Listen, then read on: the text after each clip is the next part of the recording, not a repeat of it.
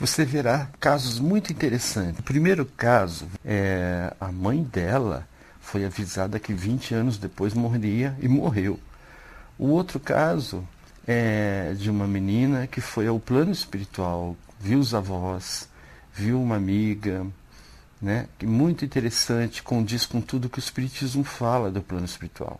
O outro caso de um médico especializado em cérebro e que teve quase morte, uma meningite, e ele pode falar o que ele realmente teve, porque ele é um cientista, um estudioso, conhece muito bem o assunto e sabe que não é ilusão. O outro caso, muito legal, ela se curou de um câncer depois de ter tido um quase morte, e foi avisada pela amiga que se ela voltasse ela se curaria, e se curou realmente. Isso é um fato científico em que a ciência não sabe como isso pode acontecer. Veja, assista, você vai se enriquecer com os casos em que a vida não acaba com o corpo. Outro caso aconteceu com a mãe de Vera Tabac, que passou 3 meses em coma. Ela voltou contando uma história incrível. Que ela confessou que tinha estado nesse período de coma, ela se viu como se fosse um quarto de hospital, sempre numa cama, com várias pessoas em volta de branco, e ela disse que ela tinha feito um acordo, que eles tinham dado mais 20 anos para ela, que ela ia conseguir criar os filhos e depois ela ia embora. E a gente achou aquilo uma história, né? Mas realmente aconteceu. Foi 17 de outubro de 74, quando ela foi para a UTI. E voltou depois de um tempo. Quando passou 20 anos, em 94, em abril ela começou a se sentir mal. 5 horas da manhã, 18 de outubro de 94, ela morreu. Porque ela sempre dizia que na vida só não tinha jeito para a morte, né? E depois que ela voltou, ela disse que até para a morte tinha jeito. Eis uma pergunta que assombra todos nós. O que acontece quando morremos? O medo, de repente, entrou em nossas vidas. Algumas pessoas dizem que já viram o outro lado. Abriu como um rasgo na cortina daquela realidade. Eles não são mais eles mesmos. E também não estão mais no espaço e no tempo.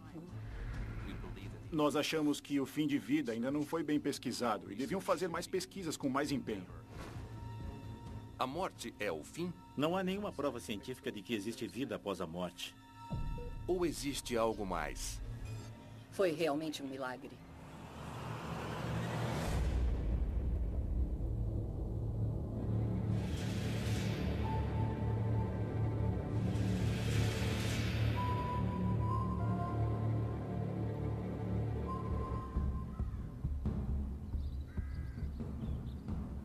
Arredores de Komplitz, Alemanha. Christine Stein tem 19 anos e está indo dar aula no jardim de infância.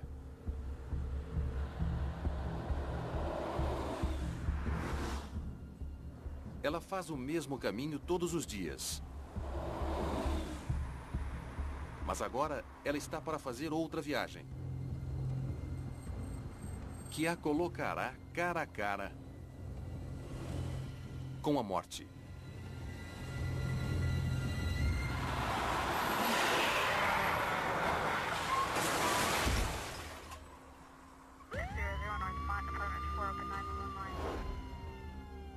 Levaram 1h30 para tirar Christine dos destroços.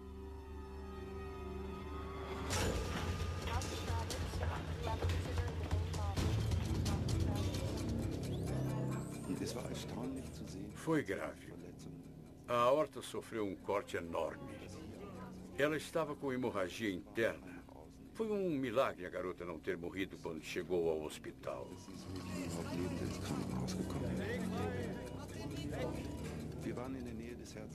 Nós estávamos trabalhando perto do coração para estancar a hemorragia. E de repente o coração parou de bater.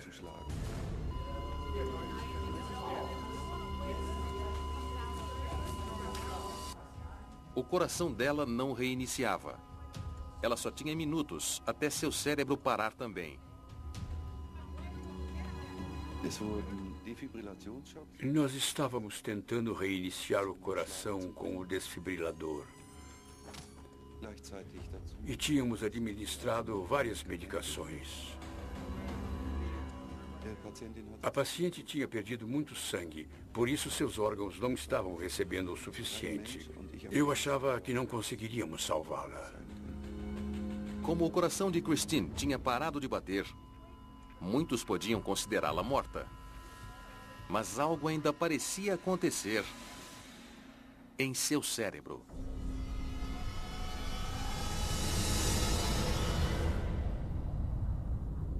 Das nächste, was ich wieder weiß, ist, ja, dass ich wohl unter der Decke... De repente, eu estava pairando no teto do quarto. Eu podia me ver deitada numa mesa de cirurgia. Via os cirurgiões e ouvia os dois conversando entre si. A conversa era muito agitada. Percebi que era sobre vida ou morte.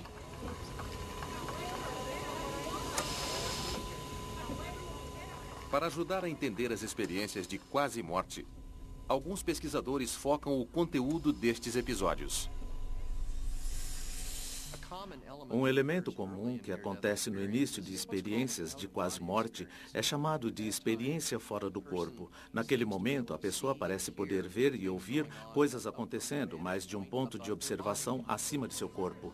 Geralmente, o que eles descrevem são os médicos tentando freneticamente trazê-los de volta à vida.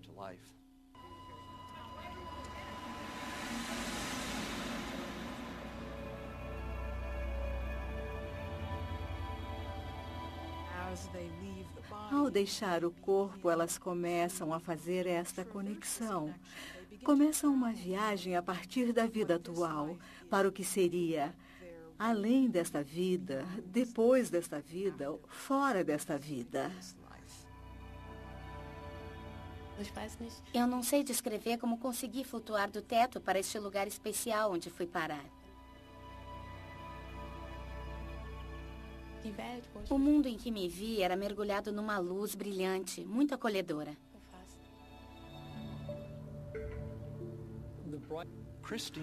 A consciência de Christine sobre esse mundo maravilhoso é um clássico.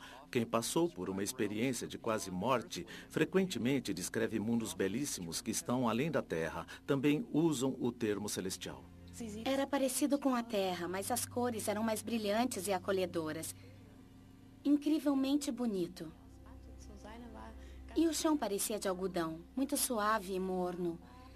Eu sei porque não estava com sapatos.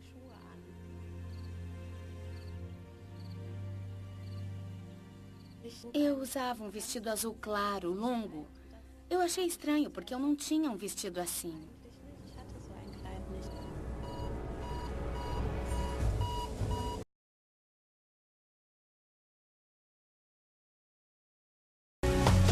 Estava caído e sangrava muito. E logo eu vi que estavam usando um desfibrilador nele. Pedi para ir com ele, mas não me levaram, porque estavam usando o aparelho para trazê-lo de volta. Comecei a flutuar em direção às nuvens. As nuvens se abriram e no meio delas vi uma cidade enorme.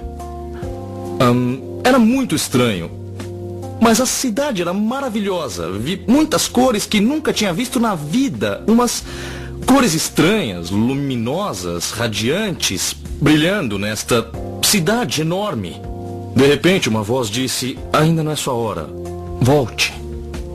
E eu disse: não, sem chance. E a voz disse: Tony, seu trabalho ainda não acabou. Volte.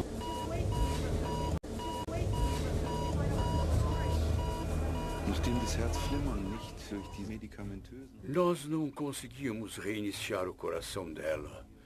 Medicações e choques elétricos não funcionavam. Foi um inferno total. Nós tivemos que optar por uma massagem cardíaca manual, mas não conseguimos restabelecer a circulação. Eu lembro de ter pedido a Deus para nos ajudar, porque achei que não tínhamos nenhuma chance de salvar aquela jovem. Christine se aprofundava cada vez mais em sua experiência de quase morte. Eu ouvi alguém chamando pelo meu nome. E quando eu olhei, eu vi duas pessoas vindo na minha direção. Eu as reconheci, embora não as conhecesse muito bem. Eram meus avós. Eu só os tinha visto em algumas fotos de família, porque os dois já tinham falecido muito tempo atrás. Ah, minha querida. Existem casos de experiências de quase morte onde descrevem ter encontrado alguém que reconhecem imediatamente e que conhecem como um de seus antepassados falecidos. Ou alguém que é parte da família, às vezes é um antepassado falecido que sequer conheceram, alguém que até morreu antes deles nascerem. De repente, eu percebi que estava no céu. Eu sei disso, porque eu encontrei meus falecidos avós e aprendi ainda criança que quando as pessoas morrem, elas vão para o céu. O que mais poderia ser este lugar?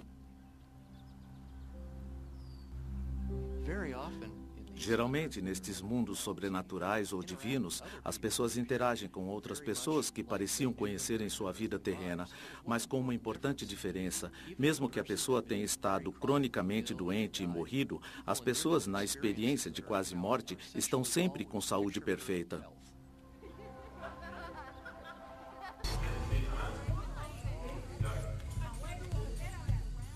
Enquanto os médicos tentam salvar Christine, sua experiência de quase morte está para dar uma virada inesperada. É muito comum haver um diálogo das outras pessoas com eles sobre voltar ao seu corpo terrestre. Meus avós me disseram, sua hora não chegou ainda. Você tem que voltar e realizar uma grande missão na sua vida.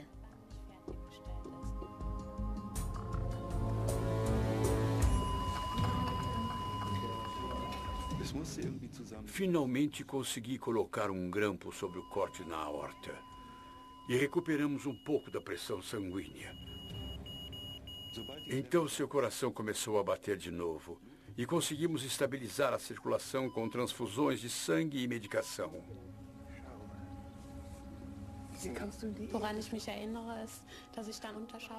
Eu podia me ver na mesa de cirurgia e ouvi o cirurgião gritar. Nós conseguimos. Trouxemos a garota de volta.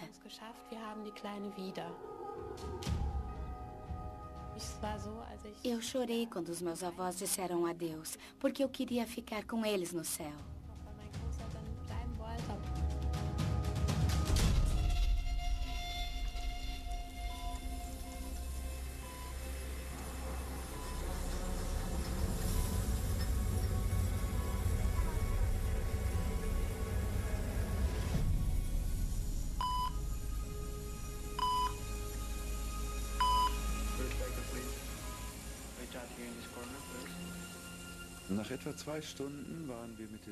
Após cerca de 2 horas, nós terminamos a cirurgia. Christine estava estável. Mas não fazíamos ideia se tínhamos conseguido trazê-la a tempo ou se ela ficaria com dano cerebral.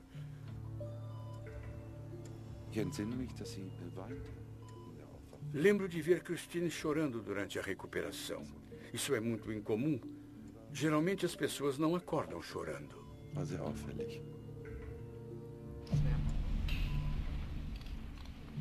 Christine se recuperou e alega ter uma revelação. Eu sei o que vivenciei e tenho certeza absoluta de que não sonhei. Aquilo não foi um sonho. Minha experiência quase morte realmente aconteceu.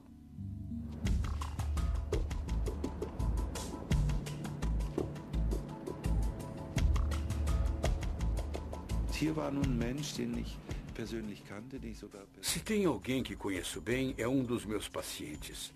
Ela me disse que assistiu ao desespero na mesa de cirurgia. Isso é inacreditável, mas ela descreveu exatamente como aconteceu.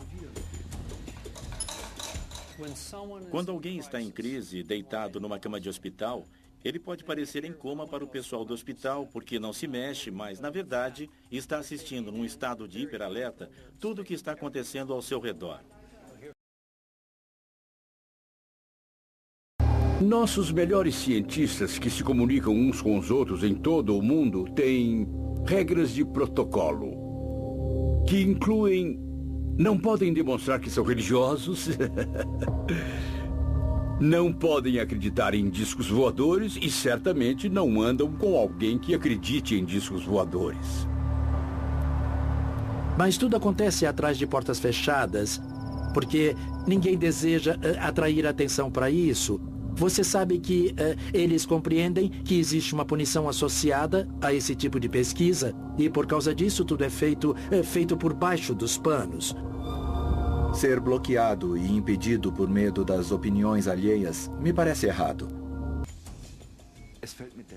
É difícil de acreditar que alguém possa flutuar 2 metros acima da mesa de cirurgia e ouvir tudo que conversamos. É difícil aceitar isso, embora eu ache que Christine é uma pessoa digna de confiança e totalmente genuína. Na verdade, eu fiquei assustado quando ela falou sobre isso. Eu posso só falar sobre experiências quase-morte do meu ponto de vista pessoal, porque como médico eu as rejeito. Não existe nenhuma prova concreta. Parece coisa sem sentido, tolices, anjos cantando, luzes e túneis brilhantes, e tudo é maravilhoso. Não pode ser, deve ser algum tipo de delírio. O céu existe, embora a ciência não possa provar isso. Não está só na minha cabeça, é uma realidade.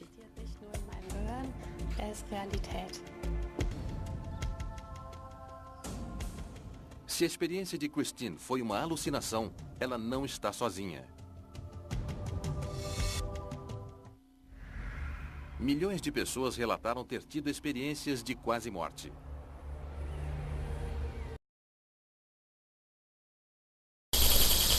Dolorosa e cheia de angústias para uns, a morte não é para outros senão um sono agradável, seguido de um despertar silencioso. O desprendimento é fácil para aquele que previamente se desligou das coisas desse mundo, para aquele que aspira aos bens espirituais e cumpriu com seus deveres. Ao contrário, luta e agonia prolongada no espírito preso à terra, que só conheceu os gozos materiais e deixou de se preparar para essa viagem. Entretanto, em todos os casos, a separação da alma e do corpo é seguida de um tempo de perturbação, rápido para o espírito justo e bom, que desde cedo despertou ante todos os esplendores da vida celeste, muito longo, a ponto de abranger anos inteiros para as almas culpadas, impregnadas de fluidos grosseiros. O que é fluidos grosseiros? Todo mal que é feito, todo gesto negativo, vício, etc., geram fluidos, energias pesadas que grudam no perispírito, deixam as pessoas depressivas, karmas do passado, não deixam a pessoa estar feliz, porque aquela energia está ali no perispírito dela até que seja removida pelo bem ou pela reparação do mal. Grande número dessas últimas crê permanecer na vida corpórea muito tempo mesmo depois da morte. Desculpe as falhas aí. Então, quer dizer, morre o corpo, o espírito continua na casa onde morava, alguns até sentem a presença dele, ou até no trabalho, ou era muito apegado à sua casa e fica ali querendo que ninguém ocupe aquela residência. Né? Para estas, o perispírito é um segundo corpo carnal, submetido aos mesmos hábitos e algumas vezes às mesmas sensações físicas, como durante a vida terrena. Né? Então sente frio, fome, sede, etc. Né? Sente o cabelo crescer, barba, é uma coisa mental que se torna muito real.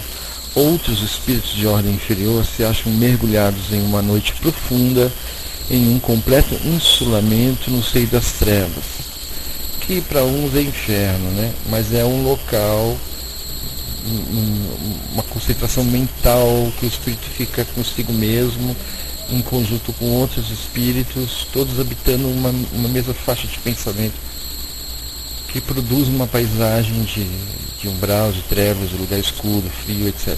Sobre eles pesa a incerteza, o terror. Os criminosos são atormentados pela visão terrível e incessante das suas vítimas. Esse texto foi extraído do livro Depois da Morte, do Leon Denis. Né? Então tem que ter uma boa vida para se ter uma boa morte. O que é boa vida? Curtir os prazeres da vida sem abusar, comida, etc. Usar o dinheiro com responsabilidade para si, sem exageros, e também fazer caridade, que isso é fundamental e muito importante. Fazer reforma íntima, verificar os seus erros e tentar corrigi-los. Deus quer que você se esforce, Ele não quer que você fique acomodado. O próximo caso é muito interessante, porque a espiritualidade provocou um quase morte num especialista em cérebro. Então ele tem conhecimento suficiente para saber o que ele passou e vivenciou a situação, né? Porque uma coisa é sonhar e outra coisa é você vivenciar mesmo o seu espírito com todas as suas faculdades, vivenciar uma situação nova. Então veja o próximo caso, você vai ver como a espiritualidade trabalha incessantemente para que as pessoas deixem de ser um pouco materialistas como nós somos, né? Só acreditar no que vê, né? Não pode, não tem condição, a vida não teria sentido. No outro lado do mundo, na Virgínia, Estados Unidos, a família Alexander Lynchburg está para enfrentar sua própria crise.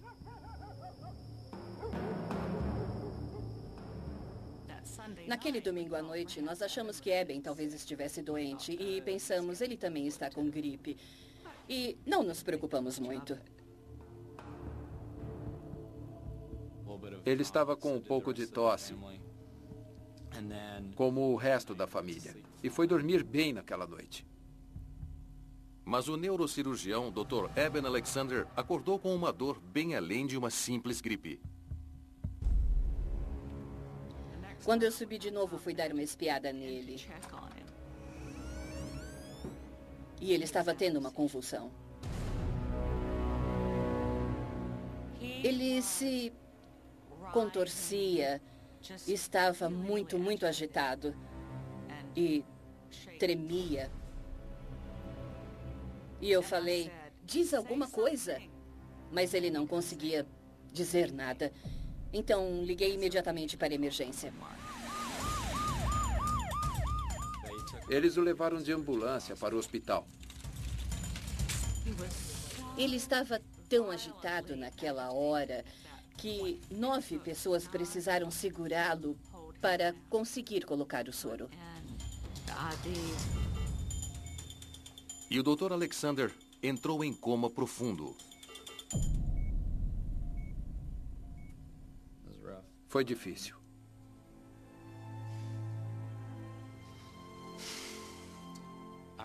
Eu lembro da primeira vez que fui ao hospital. Lembro claramente quando o vi lá. O quarto não estava muito iluminado. E quando cheguei perto dele e finalmente parei, parecia que a vida tinha se esvaído de seu rosto.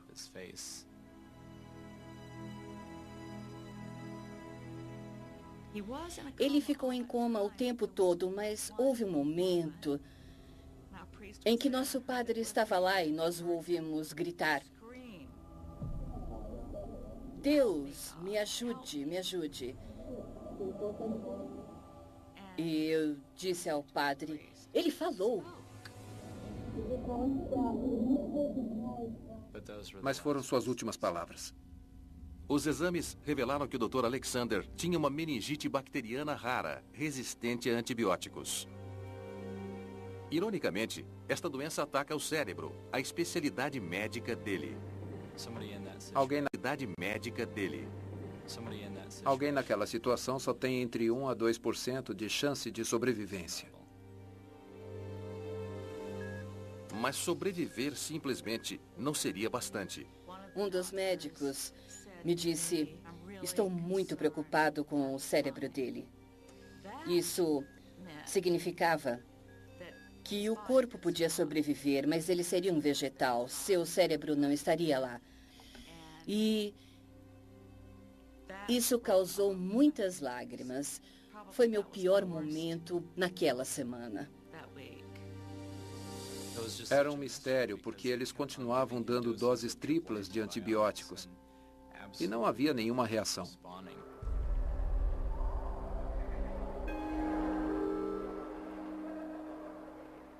E eu pensei que ele não ia sobreviver. Eben Alexander avançava lentamente em direção à morte.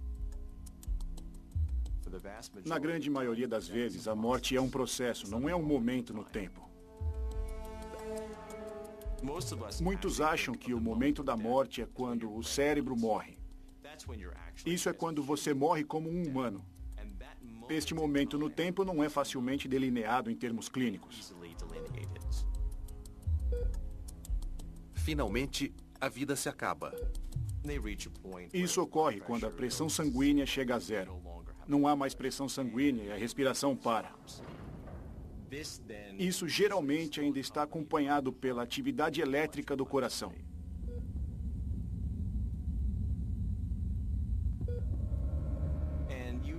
E nos momentos finais, ainda veremos uns últimos suspiros. E finalmente a linha reta. Isso é quando alguém é declarado clinicamente morto.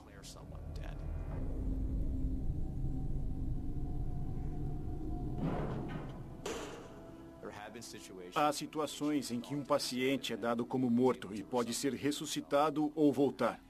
Por isso, tomamos muito cuidado nesse processo, antes de declarar alguém clinicamente morto. Um respirador mantém o corpo de Alexander vivo, mas a meningite destruiu seu cérebro. A coisa mais perturbadora para mim era quando as enfermeiras entravam, levantavam a pálpebra dele e iluminavam em seus olhos com uma lanterna. Não havia nenhuma reação, a pupila não aumentava nem diminuía, isso não era bom. Geralmente, a reação da pupila contraindo é importante, porque significa que as partes do cérebro que controlam isso estão funcionando. O fato da pupila dele não reagir significava que a bactéria já havia afetado as estruturas mais resistentes do cérebro. Para a família, o Dr. Alexander estava com morte cerebral. Mas então...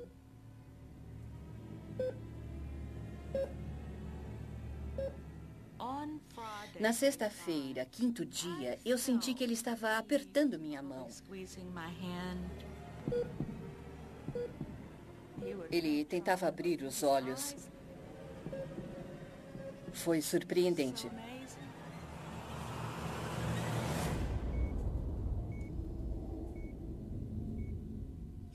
Ele abriu os olhos, a sonda foi retirada de sua boca. E ele começou a respirar sozinho.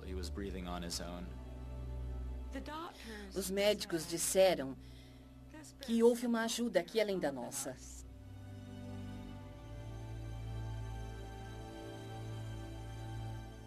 Nós não sabíamos o que fazer, exceto agradecer pelo milagre dele estar aqui.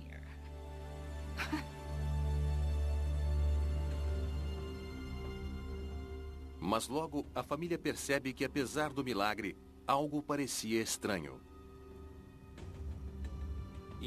Já nos primeiros instantes, quando eu conversava com meu pai, percebi que algo não estava certo. Ele parecia um zumbi. Não era a mesma pessoa. Não havia nele a mesma essência de vida anterior. Foi uma coisa muito assustadora. Eu pensei, tudo bem, agora que ele volta. Mas é assim que vai ser pelo resto da vida? Esse é o preço que ele vai ter que pagar? A pesquisa do Dr. Long mostra que quase todas as experiências de quase-morte são relatadas como joviais. E que só uma pequena porcentagem começa como o submundo de pesadelos do Dr. Alexander.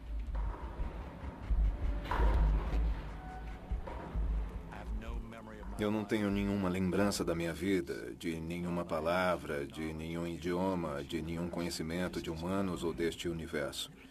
Só deste subterrâneo, borbulhante, espumante, obscuro. De repente, a experiência do Dr. Alexander muda.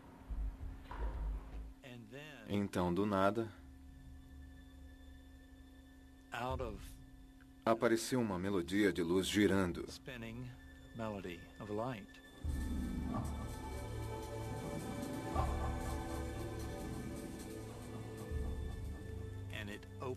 E se abriu como um rasgo no tecido para fora daquela realidade.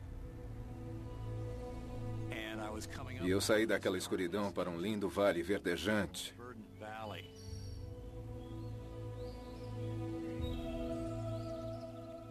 E eu era uma pinta na asa de uma borboleta.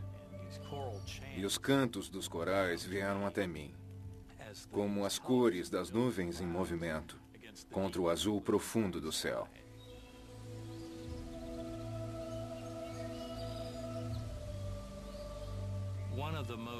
Uma das lembranças mais preciosas foi o indescritível conforto daquele amor incondicional, com a presença divina em todo o cenário. E a incrível compreensão de que você está aqui para aprender muitas coisas. Mas não está aqui para ficar. Você deverá voltar.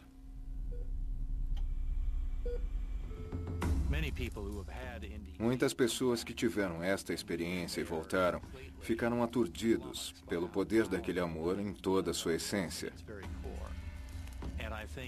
E de poder trazê-lo para este mundo numa linguagem escassa, com a qual tentamos descrever as coisas. Depois do coma, ele não se tornou mais religioso, mas certamente se tornou mais espiritual. Eben Alexander e Christine Stein quase morreram. Suas experiências traumáticas os impulsionaram para um grupo seleto de pessoas que acreditam que vislumbraram a vida depois da vida. As semelhanças das histórias são muito marcantes. Ele agora acredita que a consciência acontece fora de nossos corpos e que isso explica as experiências que ele teve durante seu coma. Sou um neurocirurgião acadêmico. Eu passei mais de 20 anos em grandes centros neurocirúrgicos. Quanto mais tempo eu passava naquele campo, mais difícil era ver que consciência pode existir depois que o cérebro e o corpo morrem.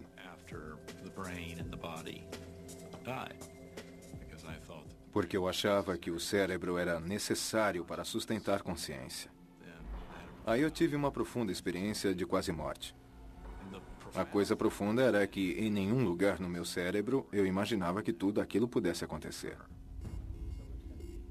O Dr. Alexander disse que sua meningite criou uma simulação precisa da morte. O motivo da meningite ser um modelo tão perfeito para a morte humana é que ela ataca toda a superfície exterior do cérebro, a parte que nos torna humanos.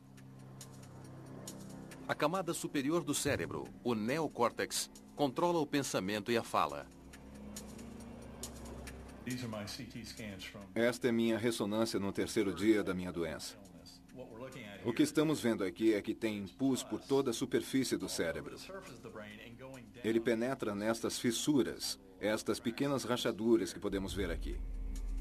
O Dr. Alexander está convencido de que teve pensamentos conscientes, até quando a meningite fechou seu cérebro.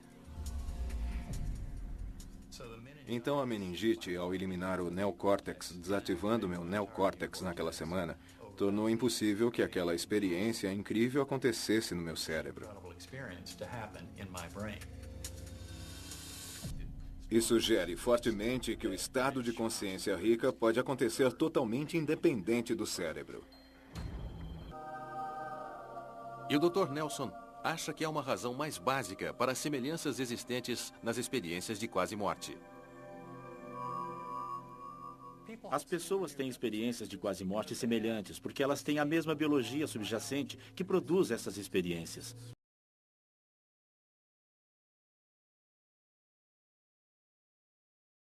Há uma história sobrenatural que certamente é a mais incrível de todas. Vicky Noratuck vive na cidade americana de Tacoma, no estado de Washington, e é cega desde que nasceu. Ela diz ter se visto pela primeira vez enquanto estava morta. Eu estive num acidente de carro muito grave. Eu tive um traumatismo craniano e uma concussão. Machuquei meu pescoço, minhas costas e minha perna. Estive morta por 4 minutos. Enquanto a equipe médica da sala de emergência tentava reanimá-la, ela estava assistindo e ouvindo tudo o que eles diziam. Eu estava no teto e estava vendo tudo lá de cima. Eu não fazia ideia de como era poder enxergar. No começo, eu achei tudo muito esquisito, muito assustador e muito estranho. O Dr. Jeff Long, do Hospital de Tacoma, é um especialista que pesquisa experiências fora do corpo e acredita que Vicky passou por uma experiência de quase morte. Naquele momento, ela estava clinicamente morta. Mas ela conseguia ouvir e enxergar o ambiente à sua volta, mesmo sem estar respirando e com seu coração totalmente parado. Enquanto eu estava vendo as coisas de cima, eu vi um corpo de mulher. E percebi que o cabelo dela ia até a cintura, como o meu. Então, quando reconheci minha aliança de casamento, pensei, aquele ali é o meu corpo na maca. Estudos mostram que 18% das pessoas reanimadas depois de paradas cardíacas passam por experiências de quase morte. A maioria dos cientistas acredita que isso é fruto da neuroquímica do cérebro que está drogado ou morrendo, mas algumas coisas são mais difíceis de explicar. Eu estudei isso a fundo e depois de pesquisar algumas dúzias de pessoas que passaram por isso, descobri que aquilo que elas enxergam enquanto estão fora do corpo está sempre certo. No final das contas, é uma coisa real, em todos os casos. Eu sei o que aconteceu comigo. Sei que a vida após a morte. E, na verdade, eu estou esperando por ela.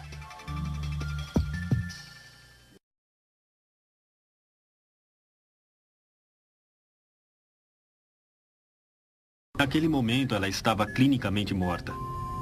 Mas ela conseguia ouvir e enxergar o ambiente à sua volta, mesmo sem estar respirando e com seu coração totalmente parado.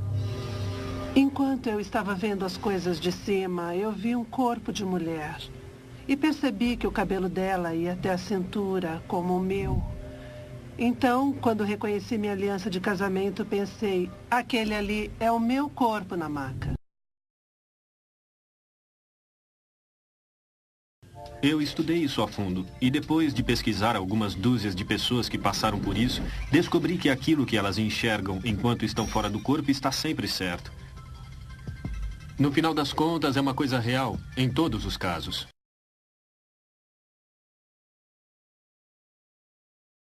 Eu sei o que aconteceu comigo. Sei que a vida após a morte. E, na verdade, eu estou esperando por ela.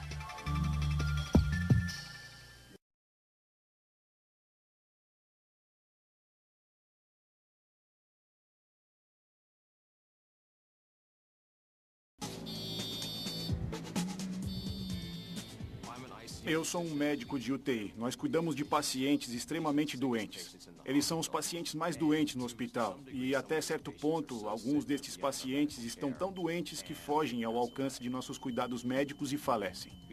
Nós nos esforçamos muito para garantir que nossos pacientes morram sem dor. O que, em geral, significa que administramos uma quantidade adequada de analgésicos. A fim de que nossos pacientes se sintam confortáveis, nós usamos um monitor EEG que nos ajuda a saber o nível de consciência deles. À medida que o paciente se aproxima da morte, o nível de consciência medido por estes monitores EEG chegam a níveis bem baixos e finalmente a zero.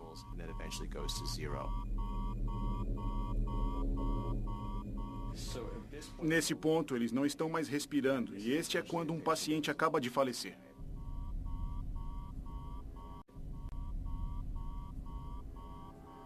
Depois que ele morre, o monitor do paciente mostra uma oscilação na atividade cerebral.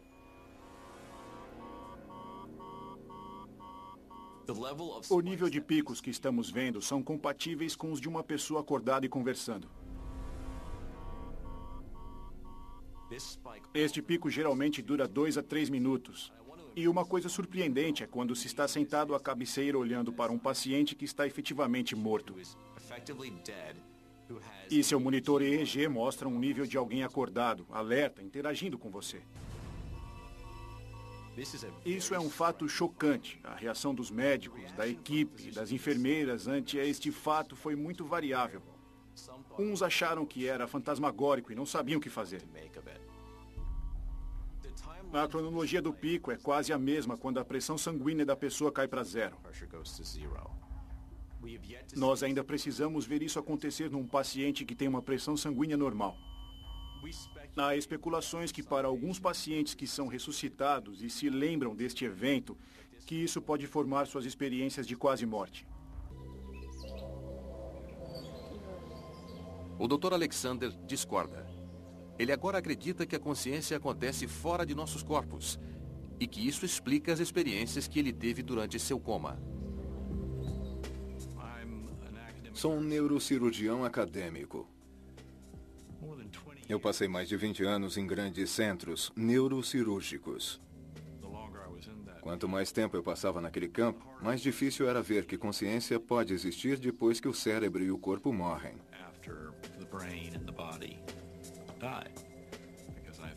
Porque eu achava que o cérebro era necessário para sustentar consciência. Aí eu tive uma profunda experiência de quase morte. A coisa profunda era que em nenhum lugar no meu cérebro eu imaginava que tudo aquilo pudesse acontecer. O Dr. Alexander disse que sua meningite criou uma simulação precisa da morte. O motivo da meningite ser um modelo tão perfeito para a morte humana é que ela ataca toda a superfície exterior do cérebro, a parte que nos torna humanos. A camada superior do cérebro, o neocórtex, controla o pensamento e a fala. Esta é minha ressonância no terceiro dia da minha doença. O que estamos vendo aqui é que tem pus por toda a superfície do cérebro. Ele penetra nestas fissuras, estas pequenas rachaduras que podemos ver aqui. O Dr. Alexander está convencido de que teve pensamentos conscientes, até quando a meningite fechou seu cérebro. Então a meningite, ao eliminar o neocórtex, desativando meu neocórtex naquela semana, tornou impossível que aquela experiência incrível acontecesse no meu cérebro. Isso sugere fortemente que o estado de consciência rica pode acontecer totalmente independente do cérebro. Tanto o Dr. Alexander como Christine dizem que suas experiências de quase morte mudaram suas convicções. Mas uma mulher em Hong Kong diz que suas visões da quase morte lhe proporcionaram mudanças físicas miraculosas. Anita e Danny Morjani estavam casados há 7 anos, antes de suas vidas mudarem para sempre. Era abril de 2002. Eu senti um inchaço na minha clavícula do lado esquerdo e eu fui ao médico para dar uma olhada. Ele fez uma biópsia. Os resultados da biópsia chegam 3 dias depois. Estávamos sentados na clínica e o médico veio em nossa direção, disse que tinha feito o exame e que ela tinha um linfoma de Hodgkin, que era uma forma de câncer.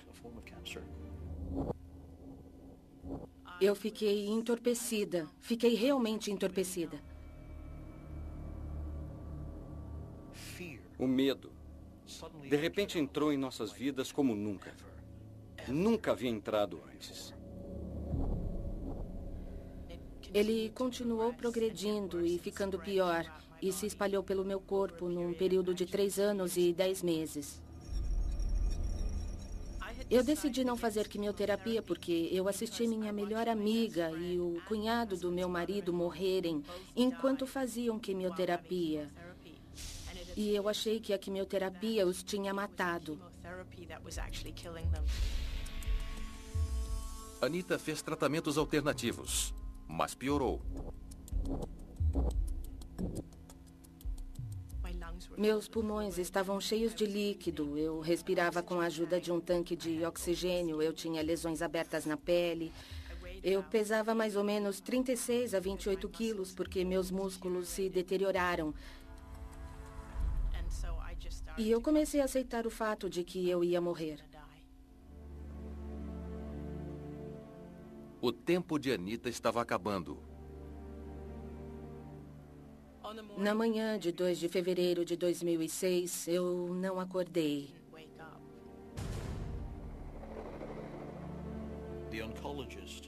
O oncologista me disse, estas são suas últimas horas. Ela não vai passar dessa noite. Tem alguém que você precisa chamar? Chame agora. E eu acho que foi naquele momento que eu senti... Como posso dizer? Como se a vida estivesse sendo drenada de mim. Ao longo da noite, Anita parecia sem vida. Mas sua mente estava agitada. Durante essa experiência, eu senti como se tivesse passado para outra dimensão. Onde eu fiquei ciente de coisas além daquele quarto do hospital onde eu estava.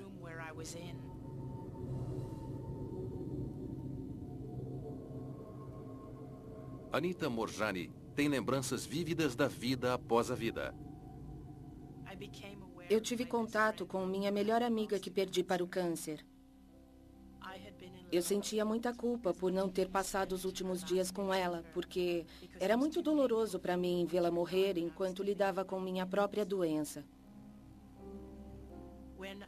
Quando eu a encontrei no outro reino, tudo que eu senti dela foi amor e compreensão incondicional. Ela entendeu porque eu não estava lá e foi realmente incrível. Foi um grande alívio para mim.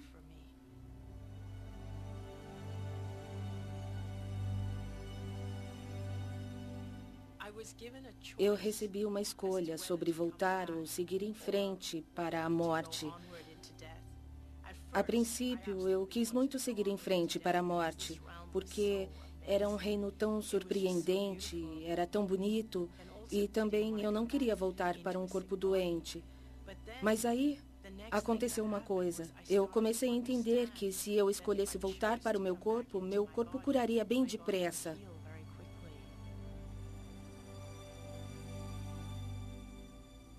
Minha melhor amiga parecia me dizer: volte e viva sua vida sem medo. E foi a partir daquele momento que eu comecei a abrir os olhos e sair do coma.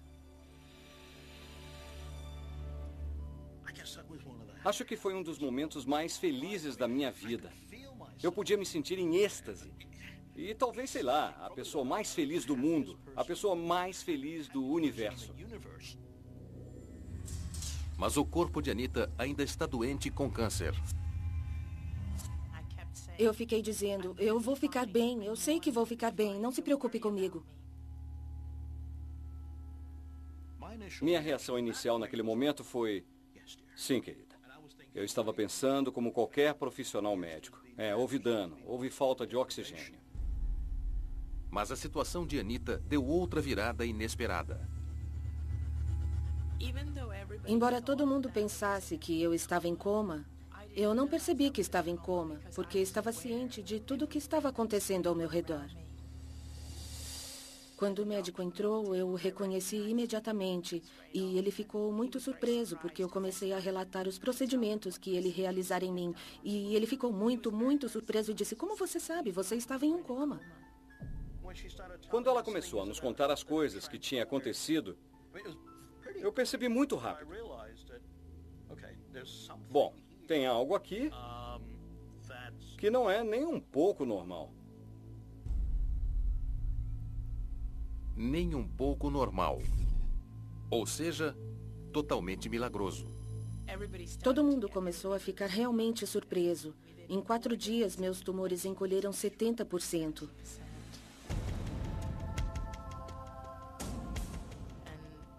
E em 3 semanas, não conseguiam mais achar câncer em todos os exames que fizeram.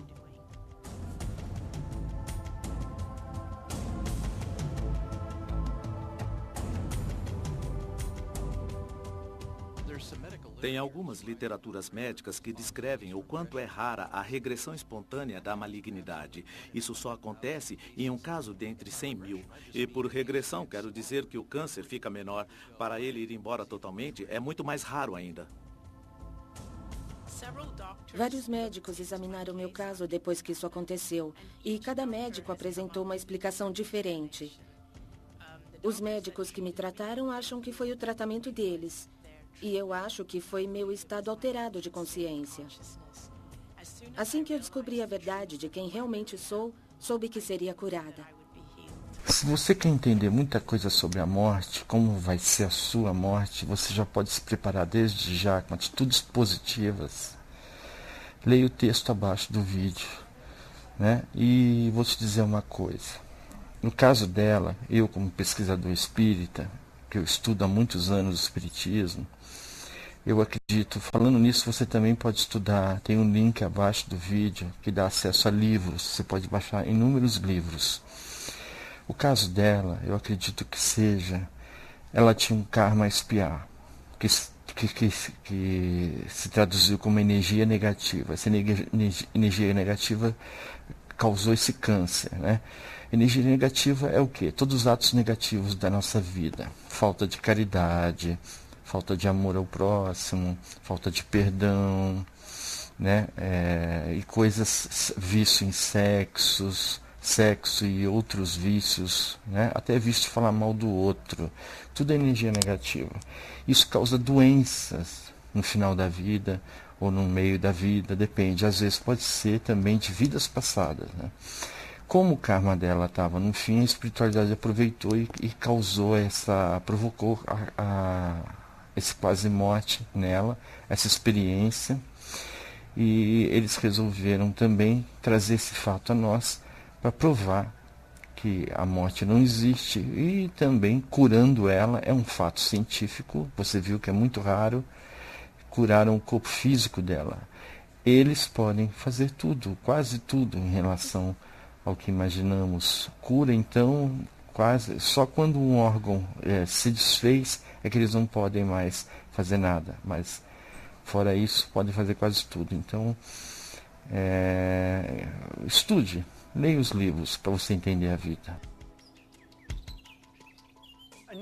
Anita associou duas coisas muito afortunadas: sua experiência de quase morte e sua remissão de câncer.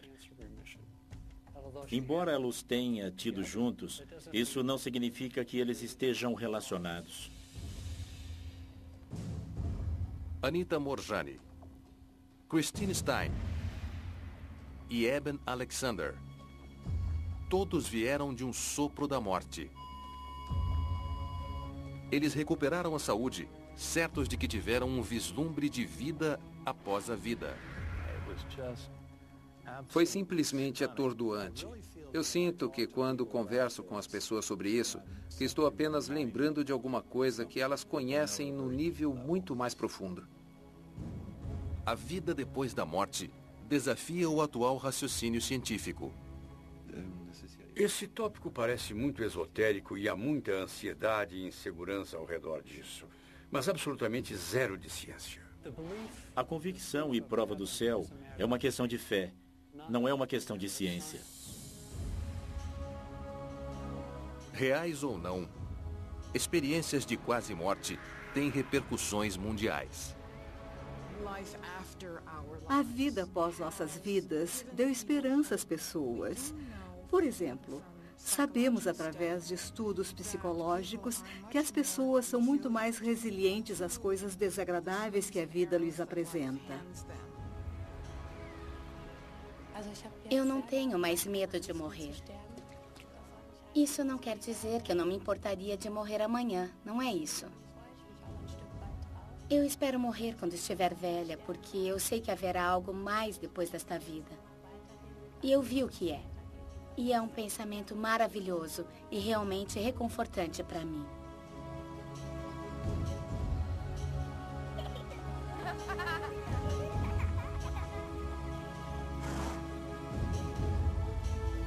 Leia o Livro dos Espíritos de Allan Kardec. É um livro muito fácil de entender. O livro é todinho de perguntas e respostas. E você vai no assunto que mais te interessar: família, sexo, dinheiro, por que um é rico, outro é pobre, etc. Né? Animais. E você pode baixar esse livro e outros livros sobre mediunidade, diversos assuntos, no link abaixo. Clique abaixo do vídeo aí nos textos, que o texto se expande e você vai ter o link para os livros, tá bom? Se esclareça.